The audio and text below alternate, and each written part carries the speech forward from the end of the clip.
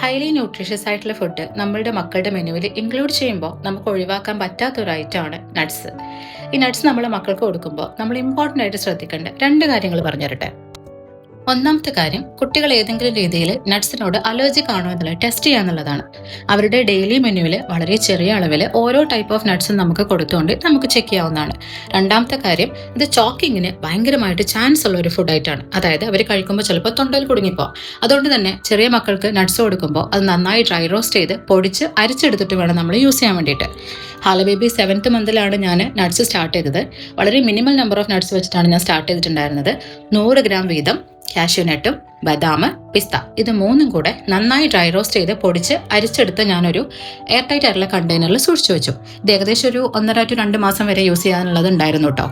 ഇത് നമുക്ക് അവരുടെ സ്മൂത്തീസിലോ അല്ലെങ്കിൽ അവർക്ക് കൊടുക്കുന്ന കുറുക്കിലോ ഒക്കെ ചേർത്ത് കൊടുക്കാൻ പറ്റുന്നതാണ്.